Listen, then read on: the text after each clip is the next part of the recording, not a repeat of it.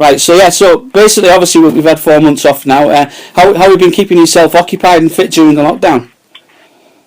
Yeah, it's been different, mate. Also, we've been giving out programs and stuff what we have to adhere to, because I suppose it's a little bit different for rugby players. Like a lot of the country was obviously on furlough, but again, you don't have to practice being at a desk or anything like that. But you want to be a rugby player, you've got to stay fit, because obviously we knew the time was coming where we have to come back and play, and obviously we need to stay in some sort of shape. So it's just we just training every day. To me, we just getting a routine, and I got into the routine quite early, so I never let myself get into a rut. Obviously, just training every day.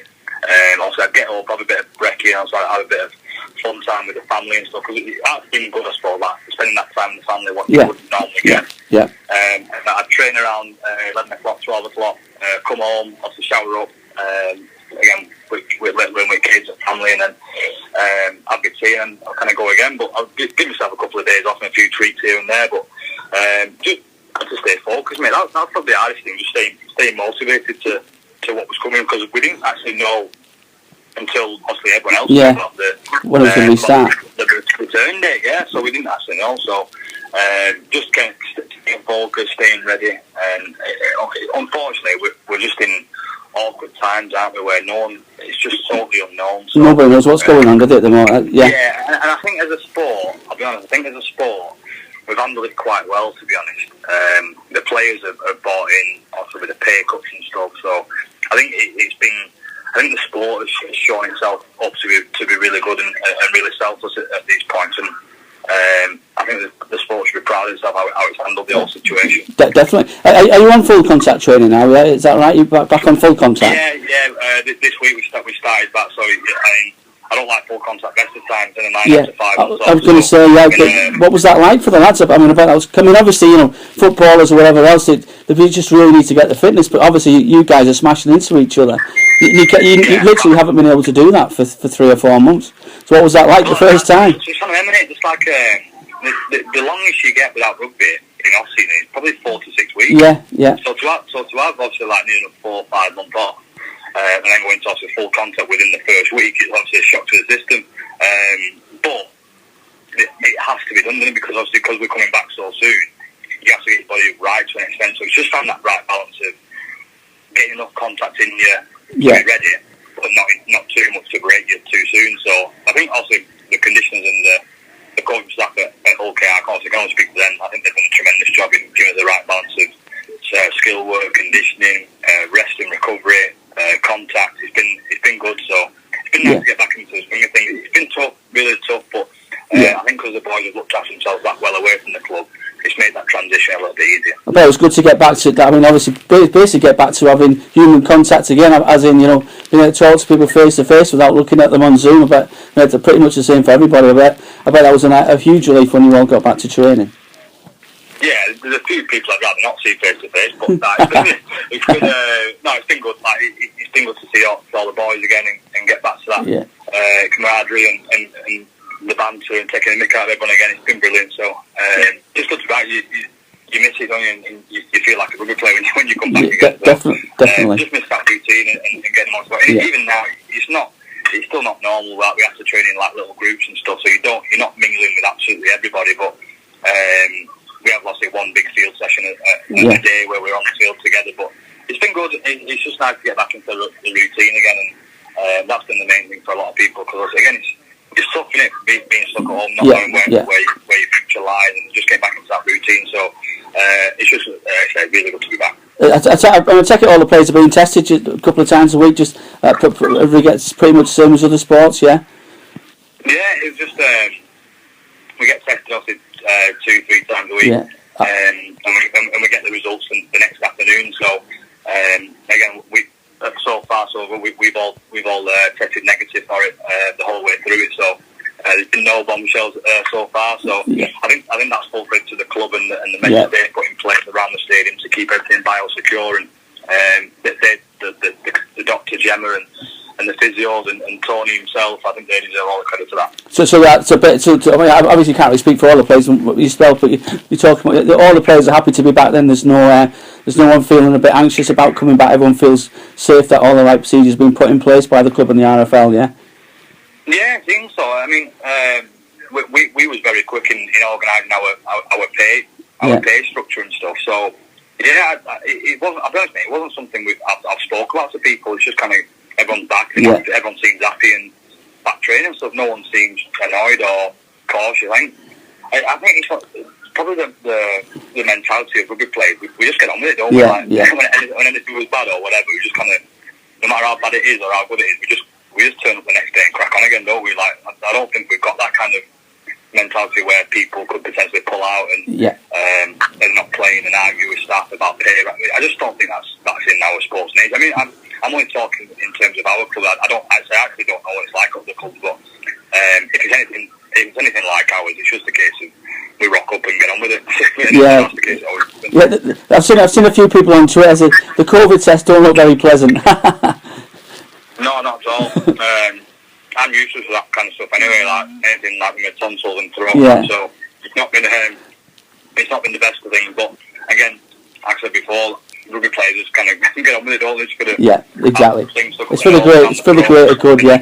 So I take it. I mean, you think? I mean, obviously the main thing is your fitness to contact. I take it. I mean, due the restart, you think pretty sure everyone will be ready and raring to go by then, yeah. But it's a tough one because how long is ready? Do you know what I mean? Yeah. No one knows. So I was getting pre-season. You're looking at getting 10 to 12 weeks training before you start playing, and even then, that first game you're still blowing. And that's only after 6 weeks off. We're looking at 5 months off into 4 weeks training to then perform again. So what I did say the other day to the boys, said if we come back and play really well and kill it for the rest of the year, I think that puts an end to them 12 weeks pre-season. We only have to do 3 weeks, won't we? Every cloud. Yeah, so they make a bit of a joke. But again, we'll see. And it's hard. No one's ever been through this situation, so no one knows what's right. And the players have a respect to that as well. We understand the club might not get everything right, but again, it's up to us just to turn up, show up, and just do the best we can. Yeah, obviously, when the season does start again, I think fairly soon Rovers' first game was meant to be against Toronto. I mean, obviously that game's been cancelled. I know you can't say much on the situation, but just maybe it's a message for the players who also you play for Toronto. So I imagine you've got some close friends there. Just got a little message for them, or? Yeah, it's awful what's going on, and you can't sugarcoat it, and I won't do. I just think for me, the players don't deserve what's going on, and I say players because they've not done anything wrong. They've always done the right thing, always done what's expected of them, and they don't deserve to be in the position they're in. And that's as far as it probably goes. And for me, I just think the logistical issues and the operational issues have obviously got too much, and obviously the finances have been tight, and they've also been unable to fulfil obviously financial obligations to the league and to Super League, and to commit to that amount of money to obviously take part in the season. And I get that, and I think everyone understands the financial implications that Toronto have to entice themselves with in terms of having to put fixtures on and having no games at Lamport this year, which is obviously kind of caused this. I think any team would struggle without any home games this year, so obviously Toronto are no different. So I do feel for them in that sense, and the fact that they are left on their own to kind of fight the world as such. But I think obviously David's a very passionate man about his team, about Toronto Wolfpack, and I don't see it as the end for them. I think they'll come back bigger and stronger. But from my own personal point of view, I think the only worry I have at this moment in time is for the players themselves, and I think that's what everyone's thought should be, because I think you look at the players and obviously even like the people on 1 year deals, they've not got much time now to sort themselves out for next year, and the players now, if they get relegated, their 2 and 3 year deals get null and void. There's just so many questions to be asked. So my thoughts and sympathies are certainly with the players, and I think that's where everyone's thoughts and concentration should be at. I think you enjoyed your time there when you played for them, yeah? I thought Loved it. It was one of the best times in my career. I think I was at a stage leaving Huddersfield where I just wasn't happy anymore, and I've been through a bit of a tough time over the previous probably 18 months leaving Lee in them circumstances, and then kind of being shifted here, there, and everywhere at Huddersfield with new coaches coming in, playing halfback, playing fullback, and all that kind of stuff. So yeah, it was just good to me to link up with Rolls again, Paul Rowley, and the rest of the team who I classed as actually my close friends, and that put a smile on my face again, and actually start playing some decent rugby. I also got into the Scotland team on the back of it, and all that kind of stuff. So really good. And also, unfortunately, all good things come to an end, don't they? And also when Brian McDermott came in, also he decided to take a different direction, which is fine. That's sport, and it's something I got to deal with. But I'm probably in a much better headspace now, being away from the club and being at Hull KR, where at the time I needed probably an arm around my shoulder, and Tony and the club have certainly given that. I mean, I think Tony and Sue, the player welfare ladies, they just treat people as people first before players, and that's been a massive thing for me. I wouldn't say I am a player who needs an arm around the shoulder, but at that point in time where you start doubting your own ability and you start doubting your own future and your own interest, I certainly need that from Tony, and I think that's been reflected in that performance as well. Yeah, I was going to say, it's good to speak, obviously playing for Tony Smith now. I mean, he's one of the top coaches in the game. Just like you pretty much explain what it's like to play for. What does he bring to the table as a coach, Tony Smith? I mean, everybody you speak to in the game speaks highly of him. I think the best way I can describe it is, and this might sound really stupid, but he makes you believe that you're actually a good player. And I know that seems so simple from a coach, but I've never really had that. You know, so I've been playing professional rugby now for just 10 years. So it just some coaches are different. And would Tony have helped me when I was younger? I don't know, but at this point in time where I needed that confidence and that confidence boost, Tony's certainly giving it me, and he just knows people. So does he treat me the same as everyone else? No, he doesn't. He treats everyone differently because everyone's different. So some people need a kick up the backside, some people don't. Some people need an arm around the shoulder, some people don't. So he's been really good for me, just in that sense of knowing. He knows what I'm like. He knows me as a person. He knows what gets the best out of me. And like I say, he's been reflecting on the performances. Also, he's picked me every week. He's not dropped me once. Yeah. So things are going well, and he's certainly also one of the best coaches. Well, if not the best coach I've worked under, and you can see why people speak so highly about him. Yeah. So obviously going forward, the season's going to restart. I mean, obviously the threat of relegation's gone now. But what do you think of Rovers' targets for the year? Have the club spoke about where they'd like the team to end up by the end of the season? They're obviously still in the cup as well. I'm presuming that the cup will still be going on. Yeah. No, to be honest, we've not set any targets. I think a big one for us is we wasn't great. But I think that accumulated with the injuries we had as well. There was a time when we had like 12, 13 players out injured, and it's just too much to handle the quality of the Super League now. It's just too much. So, fortunately, we've got a couple of them players back now. I think you'll see a different version of Wilkinson Roads than the one you saw before lockdown. So, we're really excited by it. Everyone's fresh, ready to go. But in terms of targets, there's been nothing set yet. I just think we just need to make vast improvements at both ends of the field, defensively and attack. So hopefully we can get that together, and it's something what's been a main focus about our training coming back. So hopefully you see a different version of us. Yeah, I was at the game against Wigan. To be fair, you had a lot of players out there, but I thought you put up a really good fight about it. You went into the field as well, and I think you were. Honestly, I think another day, I think you could possibly sneak that one. I think Rovers did really well under a lot of adversity that day.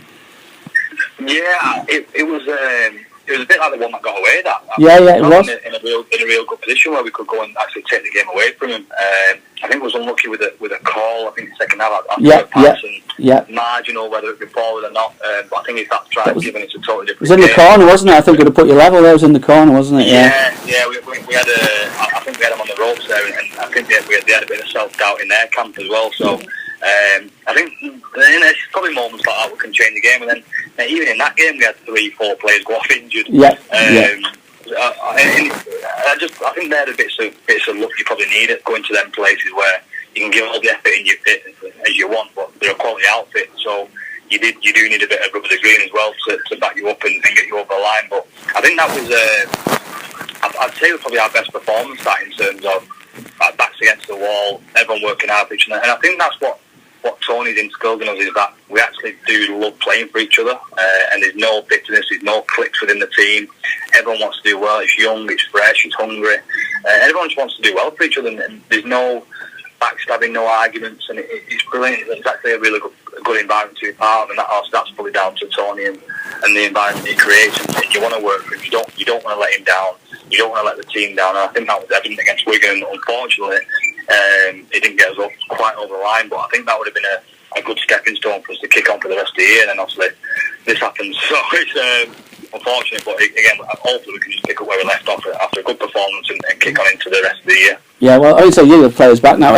Obviously, on your own situation, I think your contract was up at the end of the year. Any thoughts about the future, or you're just really looking towards this season? Would happy to stay with Rovers, or? Yeah, at the moment I'm just going to concentrate on playing well. Obviously, it seems that things are going well at Hawkinson Rovers. Obviously, Tony's really happy with me at the moment. Obviously, I love training there. I love working under Tony.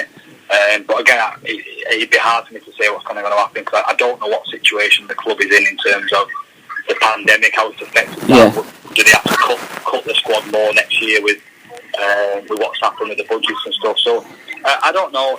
I think it'd be naive for me to kind of make a statement or make a prediction on where I'll be. I think from my own point of view, I've just got to make sure I play the best I can, and if it's not at Hull Kingston Rovers, it gives me the best opportunity elsewhere. And I think that the fans have been outstanding in terms of the Rovers fans, about how they've taken to me and made me feel like one of their own. And also Tony's welcomed me with open arms. I love all the boys to pieces. So we'll see what happens, obviously, in the winter months. But I think from my point of view, I just want to concentrate on playing well and see what happens at the back of that. It's a case of me keep playing well, keep doing what I'm doing. Obviously, Tony's really happy with me. Keep doing what I'm doing, and I'm sure things will work out. Just very quickly on the pay cut. I think you guys have now all agreed a salary cut for the rest of the season. Obviously, it's unprecedented. I take it you're all happy to do that, yeah? No, yeah, definitely. I think, and I said this the other day, what helps is because the club have been so transparent and honest, you don't mind giving it back and helping. Yeah. I think when you hear stuff from other clubs and it's been a bit to and fro, and a bit of arguing, a bit of mistransparency here and there, and even like certain clubs where they're convincing players to take pay cuts and they're announcing big signings on the back of it. Yeah. It's just not fair, is it? It's just not right. No, it's not. No, it's definitely not.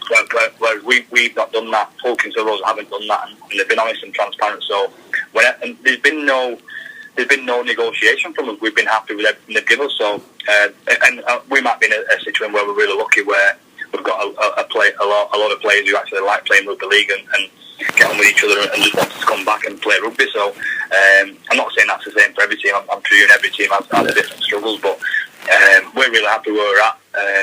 And Tony's also played a massive part in that, and hopefully we can also repay the faith he's put in us and turn out some good performances for him when the season returns. So you mentioned the fans before. Obviously, the first few weeks of the season, at least, they'll be behind closed doors. I take it you'll certainly miss that Rovers roar, yeah? Oh, definitely. I'm a big football fan, and obviously watching football over the last couple of weeks, it's just not the same without fans, and that is something what we're going to have to deal with. It's not ideal, it's not great, but it is what it is, and I think I would say we've good players. Just get on with it, don't we? So it is what it is, mate, and it's something we're going to have to deal with. But and hopefully the fans can come back sooner rather than later, because it's certainly a spine-tingling moment when you kind of run like that. You stand at Hull, it's outstanding. So hopefully them times can return sooner rather than later. Yeah, I mean, obviously, to be honest, watching on the telly, the football is certainly not the same. But when we watch the NRL, it's not quite as bad. It's actually watchable with that. I mean, the stadium noise suits rugby league a lot more than it suits football. Sorry, the noise they put on, because every time a player's got the ball in rugby league, they're attacking, aren't you? Basically, in football, keeper takes a goal kick and a cheer and it looks daft, but it actually works quite well in the NRL. I think the NRL's been easier to watch than the football has. So we're just hoping that that's the same for Super League as well. Yeah, hopefully. I'm pretty presuming also the production team at Sky will also try their best to put on the best spectacle they can, and also they have done for a number of years now. So I trust the Argos and the Super League to kind of put that on with Sky and produce the best spectacle they can do. I think it's up to us players to train as hard as we can. And perform to the best ability, so we can provide it a good product at the end. So hopefully we can make it watchable. And I suppose it's probably going to be the first couple of weeks going to be a bit rusty with the skills and stuff. Hopefully people stick with it and also kind of make the best out of a bad situation, and obviously until the fans are allowed back in. Yeah, kind of. Well, that happened in the NRL, and they only had a couple of months left, didn't they? Obviously, yeah, I'm sure the fans will understand. You mentioned internationals before. Obviously, the Ashes tour's off now in November. I mean, obviously, you're a Scotland international. Do you think there's any? What do you think about maybe England playing an exiles team consisting of the home nations and the players from overseas? Do you think that'd be a decent idea for after the season to get a little bit of international sport back in? Yeah, definitely. It's a tough one because it'll be all finance dictated, won't it? So I think it's a tough one. As much as everyone would love to see it, the way the world is at the moment, you just don't know if it's financially viable in terms of exiles and doing tours and left, right, and centre. So I love international rugby. I think it's good. I think it's the pinnacle of your career. So any sort of international, I'm all for it. But I won't hold my breath on it happening because again, with the money issue and the shortage and the loss of money this year, I can't see a big scramble for it. And if players are not going to get their financial input from it, I can't see the players jumping at it either. So it's a tough one. I think players will probably have this off season off and without any internationals, and obviously come back next year and have a few friends and stuff before the World Cup starts, which will be massive. And I think this World Cup also next year, it's come at the right time. I think it's what the country and what the game needs. Definitely. At a perfect time on the back of obviously what's happened this year. So we're looking forward to it, and it'll be a great spectacle and a great occasion for the whole of England and also the sport of rugby league. Well, not just England, obviously yourself. I mean, I take it. I mean, I did read that obviously you had the disappointment 2017 in Australia. I'm sure you'd be looking forward to wearing that blue jersey. I mean, let's be honest, Prince Harry wasn't very kind to you, but I mean, there's some games to look forward to. Yeah, it was a tough one. I remember being at the airport a couple of years back in 2017 to obviously fly with the Scotland team, and I got a phone call off Brian Noble saying I lost a leg because I was injured apparently. So that was tough. That was really tough for me to accept, and it is what it is. Obviously, some of the sacrifice I kind of made for Toronto all back at the time, but so yeah, I feel a bit of a not a point to prove, but it's something what I need to tick. I need the box to tick. I want to play in a World Cup because that hurt me that one. I kind of wanted to play in Australia, and unfortunately I probably won't get that chance now. But that's a box I want to tick in terms of playing the World Cup. So I'm really excited by it. I think we've got a great squad, a great coach in Nathan Graham and Scott Morrell. Who again, I think them camps are just about getting the lads together, getting them enjoying themselves, making sure they're good around the camp and just giving the best crack we can. And also we've got some tough games in our pool, but I think that's what it's all about. Against the wall and giving your best crack. Because you're not playing Australia, probably the next best thing, and you're playing against them. But I mean, that'd be something to look forward to, wouldn't it? Yeah.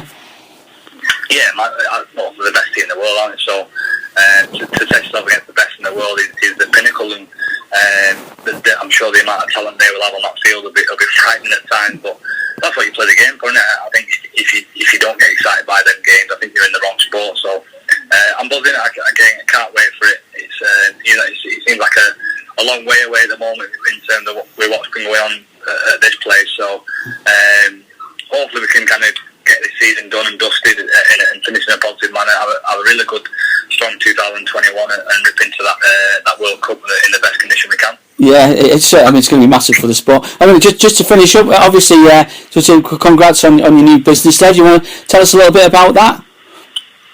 Yeah, it's just obviously sports management company. It's not something I'm working in.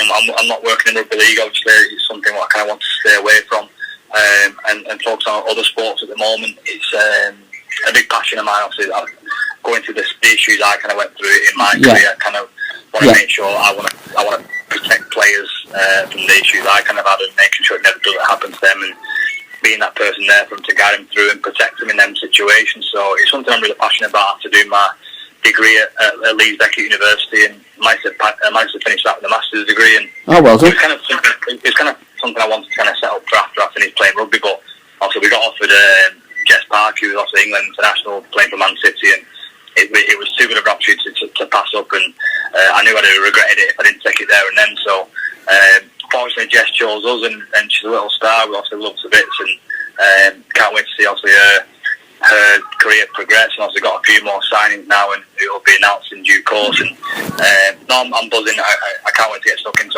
it. More so when I finish playing rugby, I can 100% focus on it and look after the players the right way. And but like I said, even though it was only supposed to be for when I'm finished playing in 5-6 years' time, I knew I'd have regretted not taking this opportunity at the time I did. So really excited by it.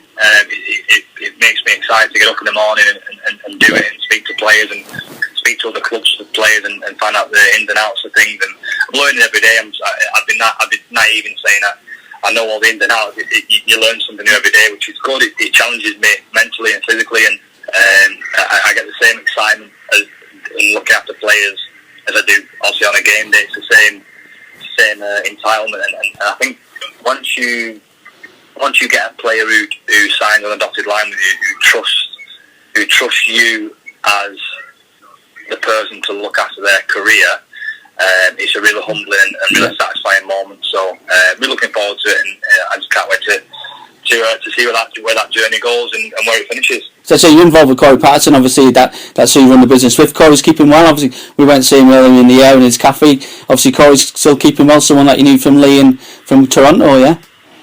Yeah, he's a really good foil for me, Corey, because obviously with me being a full-time rugby league player, my 100% attention is playing well for Wilkinson Rovers, so he pulls a lot of the pressure off me and does a lot of things obviously behind the closed doors in looking after players and making sure they're all fitted up with boots and gear and deals and all that kind of stuff, and I just kind of step in when I need to at the moment, which has been really good for me, because I don't think I'd been able to do it if it was on my own.